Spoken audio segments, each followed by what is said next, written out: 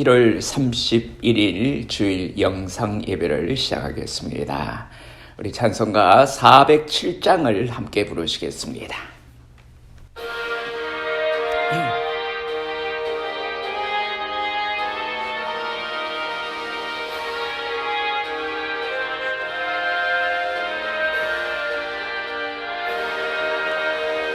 구주와 함께 나 죽었으니 구주와 함께 나 살았도다. 영광의 그날에 이르도록 언제나 주만 바라봅니다. 언제나 주는 날 사랑하사 언제나 새 생명 주시나니 영광의 그날에 이르도록 언제나 주만 바라봅니다. 마음속에 시험을 받을 때와 무거운 근심이 있을 때에 주께서 그때도 같이 하사 언제나 나를 도와주시네.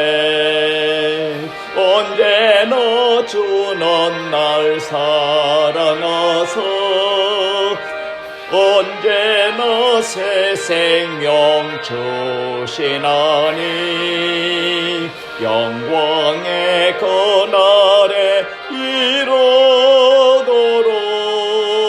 언제나 주만 바라봅니다.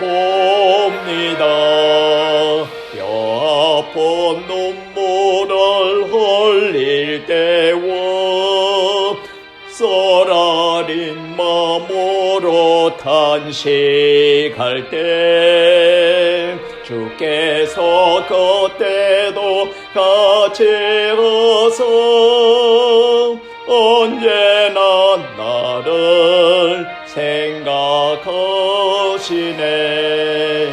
언제나 주는 날 사랑하사 언제나 새 생명 주시나니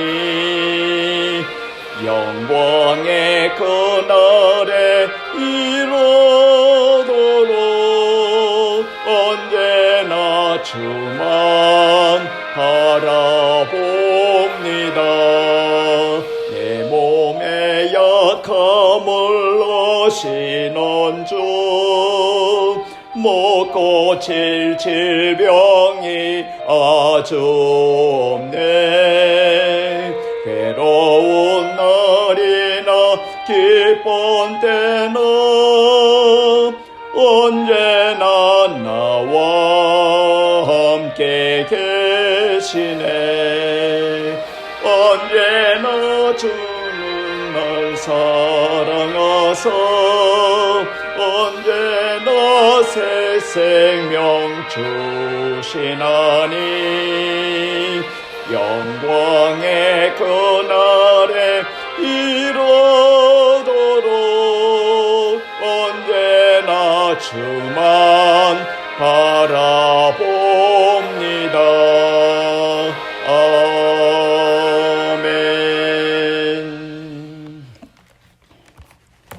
오늘 우리에게 주시는 하나님의 말씀은 창세기 26장 12절에서 25절까지 말씀이 되겠습니다. 구약성경 36페이지입니다. 창세기 26장 12절 말씀 시작합니다. 이삭이 그 땅에서 농사하여 그 해에 100배나 얻었고 여호와께서 복을 주심으로 그 사람이 창대하고 왕성하여 마침내 거부가 되어 양과 소가 떼를 이루고 종이 심이 많으므로 블레셋 사람이 그를 시기하여 그 아버지 아브라함 때에 그 아버지의 종들이 판 모든 우물을 막고 흙으로 메웠더라. 아비멜렉이 이삭에게 이르되 내가 우리보다 크게 강성한즉 우리를 떠나라. 이삭이 그곳을 떠나 그랄 골짜기에 장막을 치고 거기 거류하며 그 아버지 아브라함 때에 팠던 우물들을 다시 팠으니 이는 아브라함이 죽은 후에 블레셋 사람이 그 우물들을 메웠습니다. 이삭이 그 우물들의 이름을 그의 아버지가 부르던 이름으로 불렀더라. 이삭의 종들이 골짜기를 파서 샘 근원을 얻었더니 그랄 목자들이 이삭의 목자와 다투어 이르되 이 물은 우리의 것이라 하며 이삭이 그 다툼으로 말미암아 그 우물 이름을 에색이라 하였으며 또 다른 우물을 팠더니 그들이 또 다툼으로 그 이름을 신나라 하였으며 이삭이 거기서 옮겨 다른 우물을 팠더니 그들이 다투지 아니하였으므로 그 이름을 르호봇이라 하여 이르되 이제는 여호와께서 우리를 위하여 넓게 하셨으니 이 땅에서 우리가 번성하리로다 하였더라. 이삭이 거기서부터 부엘세바로 올라갔더니 그 밤에 여호와께서 그에게 나타나 이르시되 나는 내 아버지 아브라함의 하나님이니 두려워하지 말라. 내 종 아브라함을 위하여 내가 너와 함께 있어 내게 복을 주어 내 자손이 번성하게 하리라 하신지라. 이삭이 그곳에 제단을 쌓고 여호와의 이름으로 부르며 거기 장막을 쳤더니 이삭의 종들이 거기서도 우물을 팠더라. 아멘. 이 말씀에 귀한 은혜가 있으시기를 바랍니다. 오늘 이 말씀을 가지고 여기 본문에 나오는 말씀대로 두려워 말라는 제목으로 하나님의 말씀을 묵상하려고 합니다. 우리 잠깐 기도드리시겠습니다. 은혜로우신 아버지 하나님 고맙고 감사합니다.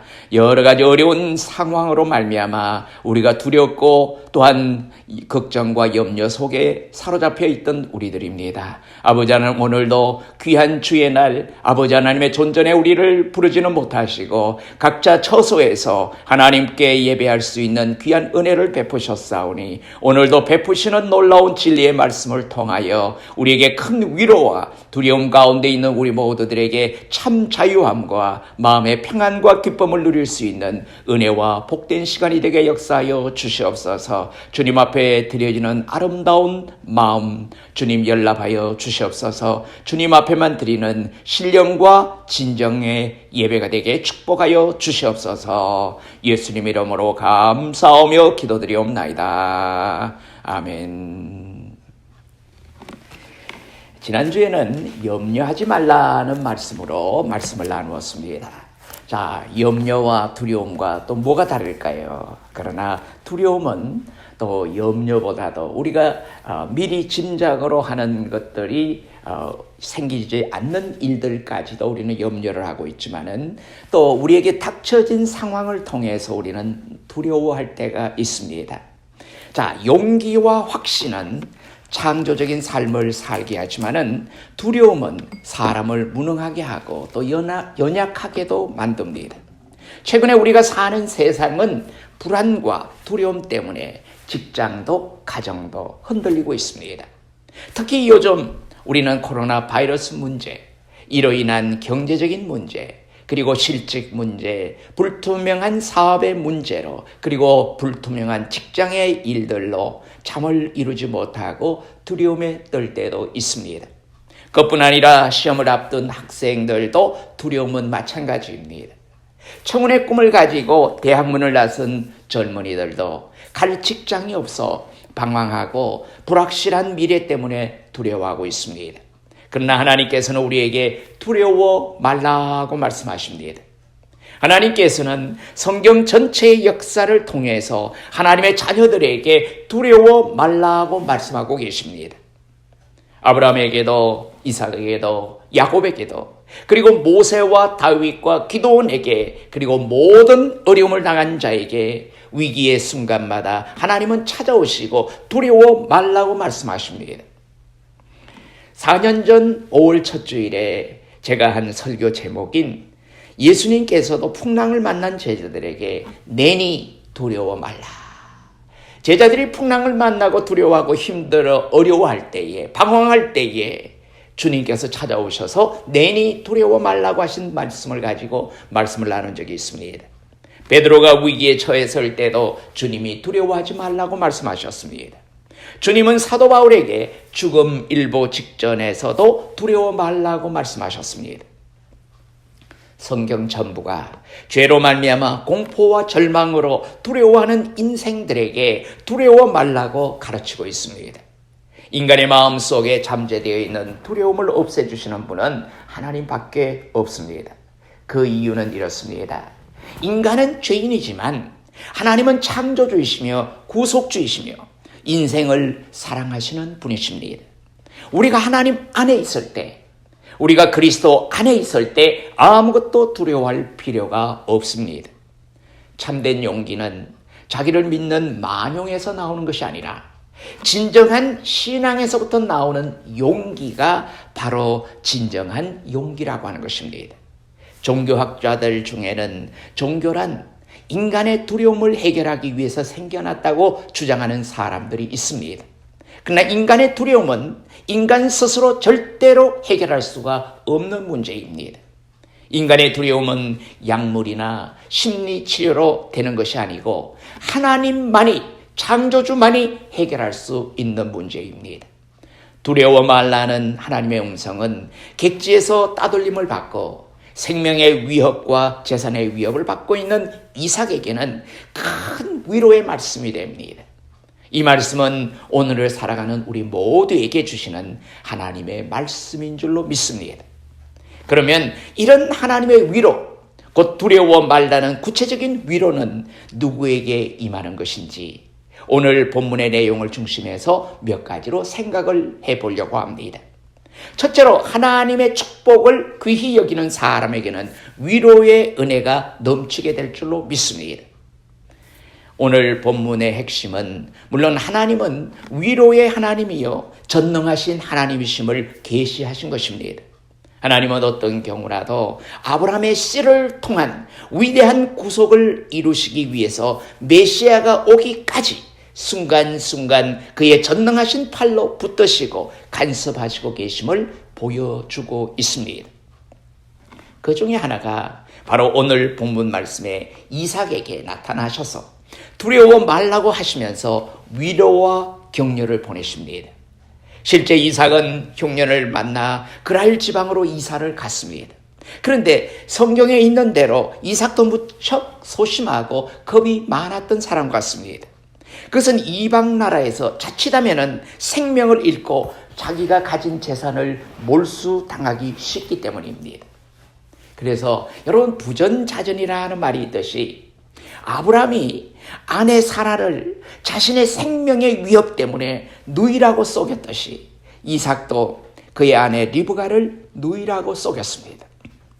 자기의 생명을 보존하려는 궁녀지책이기는 하지만은 이삭의 연약한 모습, 그의 약한 부분을 잘 보여주는 말씀이라고 할 수 있겠습니다. 이삭은 순종의 사람이기는 하나 큰 그릇은 아니었던 것 같습니다. 그래서 성경에서 크고 두드러진 일을 감당하지는 못했습니다. 그러나 그는 믿음의 조상답게 하나님의 축복을 늘 귀히 여기는 사람이었습니다. 이삭은 객지에 가서 타지에 가서 농사도 짓고 또 목축업도 해서 큰 거부가 되었습니다. 그것은 오로지 하나님의 축복으로 되어졌다고 하는 사실입니다. 창세기 26장 12절과 13절에서 이삭이 그 땅에서 농사하여 그 해에 100배나 얻었고 여호와께서 복을 주심으로 그 사람이 창대하고 왕성하여 마침내 거부가 되었다고 이렇게 말씀합니다. 가뭄 때문에 객지에 갔지만은 하나님의 축복으로 농사도 잘 되고 목축업도 잘 돼서 부자가 됐을 뿐만 아니라 많은 하인도 거느리고 개인적인 사병도 갖게 됐으니 어느덧 그곳 왕인 아비멜렉의 질투와 견제의 대상이 되었던 것입니다. 성도는 마땅히 하나님의 축복 없이는 살 수 없음을 깨달아야 할 것입니다. 물론 우리는 부지런히 일하고 저축하고 아끼고 해야 합니다. 그러나 결국은 하나님께서 축복을 주셔야만 영적인 복, 육신의 복을 다 받아 누릴 수가 있는 것입니다.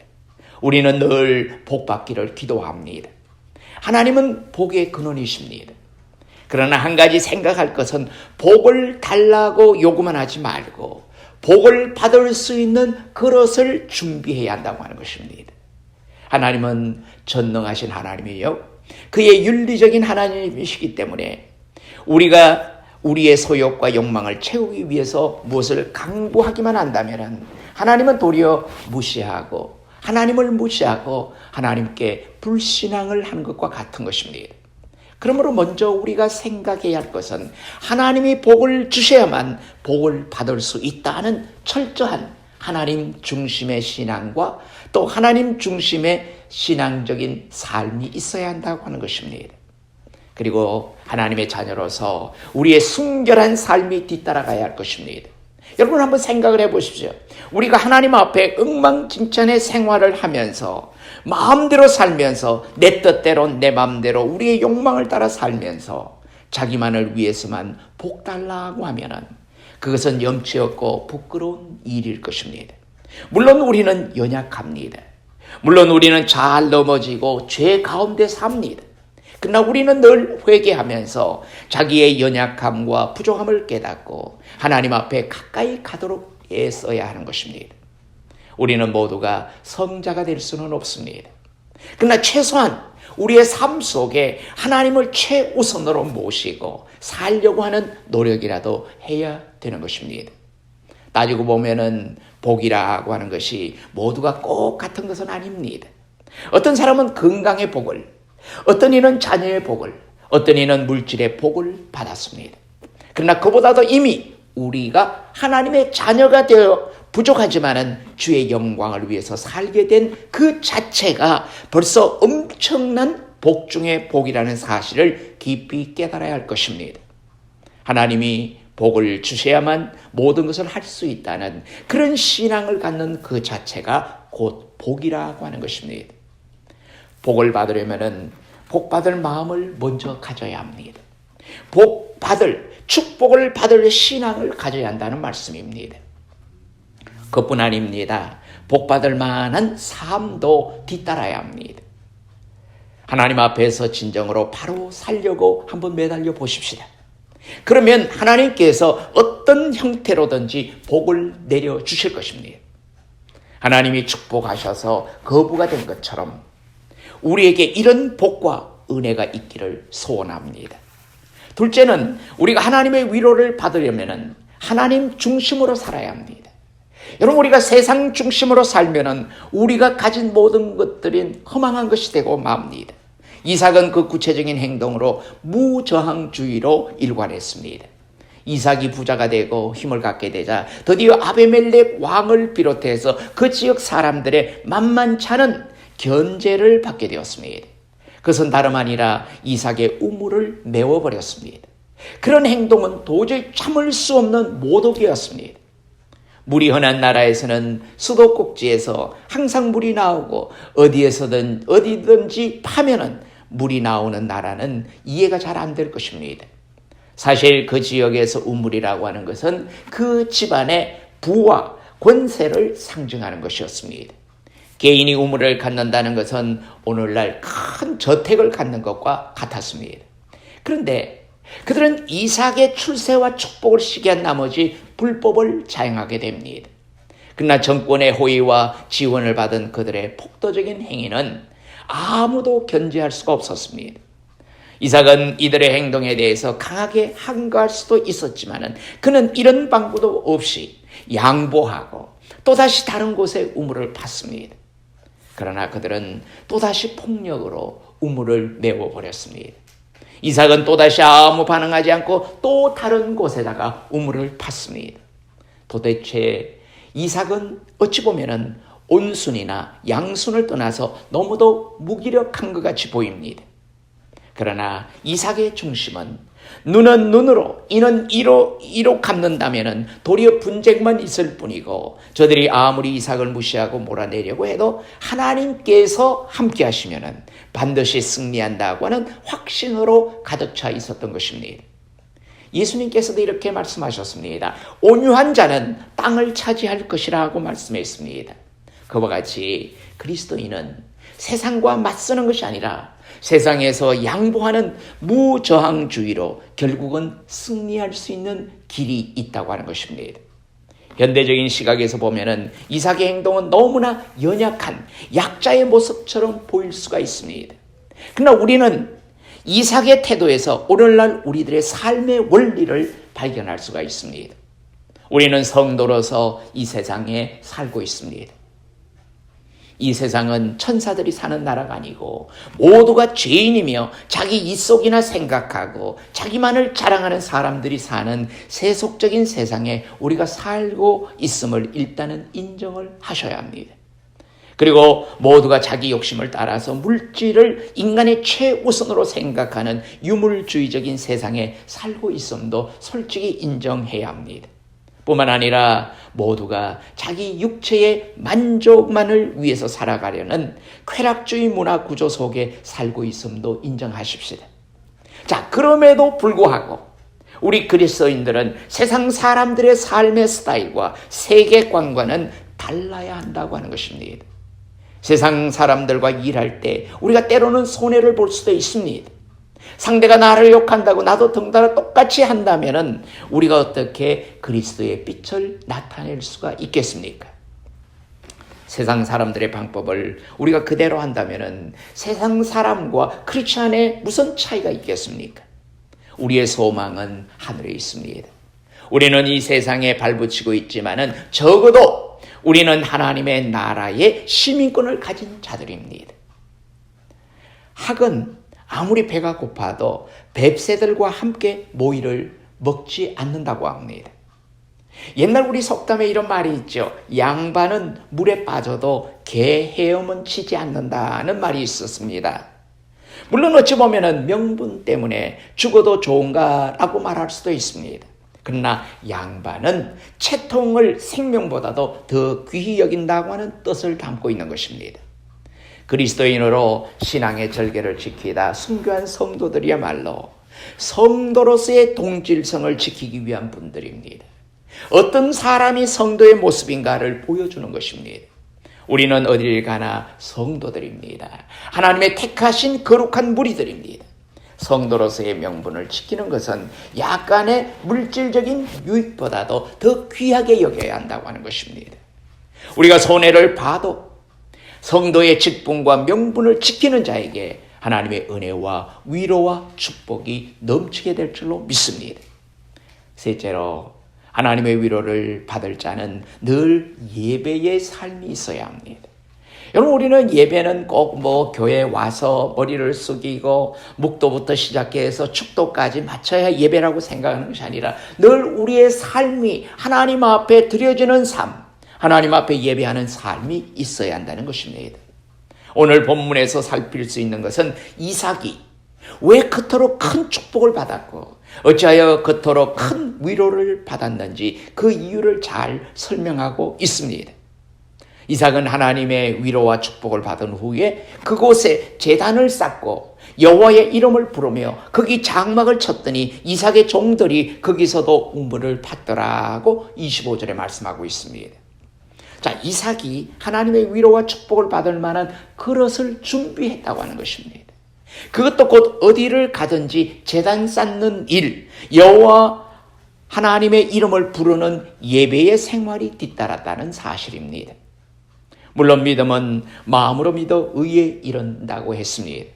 그러나 마음으로 믿을 뿐만 아니라 그것은 구체적으로 예배의 행위로 나타나야 하는 것입니다. 예배는 하나님의 은혜와 축복에 대한 반응일 뿐 아니라 성도의 기본적인 삶의 방식인 것입니다. 다시 말씀을 드리면은 사람의 제일 되는 목적은 하나님을 영화롭게 하고 그를 영원토록 즐거워하는 것이라고 했습니다. 그러나 바로 그것은 예배를 통해서 나타나게 되는 것입니다. 물론 예배를 형식과 외식으로 드려서는 안 되지만은 우리의 신앙의 1차적인 기준으로 예배가 우리들의 삶의 최우선이 되어야 할 것입니다. 오늘날 인간의 취향과 욕구 충족을 위한 예배 형태가 많이 생겨났습니다. 진정으로 하나님 중심의 예배가 주일 예배뿐 아니라 삶의 모든 영역에서도 이루어져야 할 것입니다. 우리는 위에서 하나님의 위로의 말씀으로서 두려워 말라는 메시지가 이삭에게 어떻게 임했는지를 살펴보았습니다.